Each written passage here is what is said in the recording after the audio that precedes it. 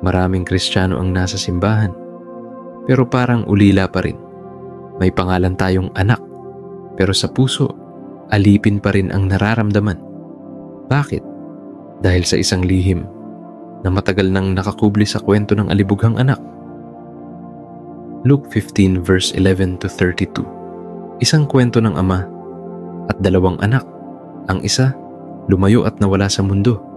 Ang isa, nanatili pero nawala sa puso. Pareho silang anak, pero pareho ring hindi kilala ang ama. Dahil minsan, ang tunay na pagkawala ay yung nakalimutan mong anak ka. Kapag nakalimutan mong anak ka, dun nagsisimula ang pagkaligaw. Luke 15 verse 12. Father, give me the share of the estate. Gusto niya ang mana, pero hindi ang presensya. This is the mystery. Rebellion is not always loud. Sometimes, it looks like independence without intimacy. Luke 15 verse 17. When he came to his senses, he said, "How many of my father's hired servants have food to spare, and here I am starving to death?" Pansin mo? He came to his senses. Doon pa lang niya na-realize, wait, anak nga pala ako. Many today are the same, living far from the Father, not because He left, but because we forgot who we are. At nung nakita siya ng Ama, hindi siya sinumbatan, hindi siya pinarusahan.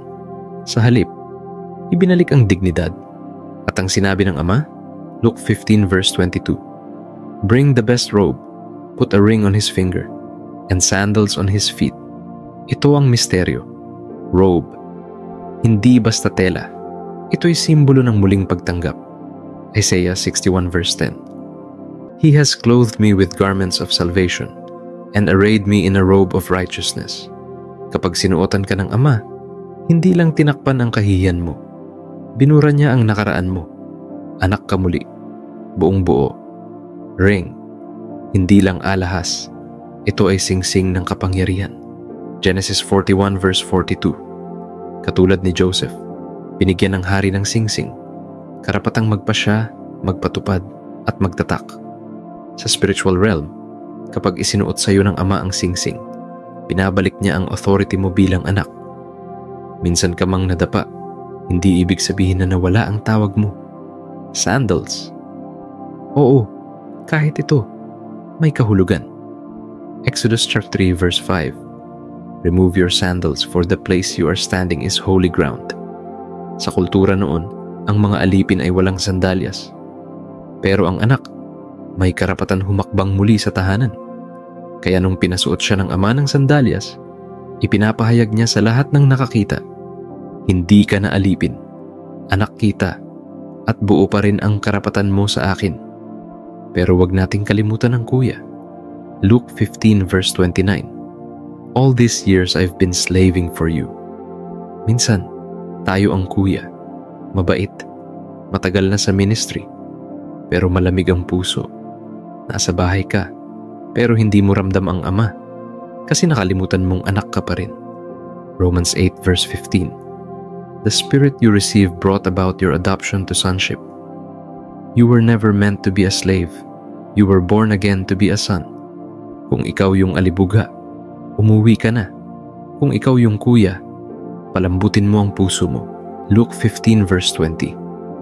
While he was still a long way off, the Father saw him, was filled with compassion, ran to him, embraced him, and kissed him.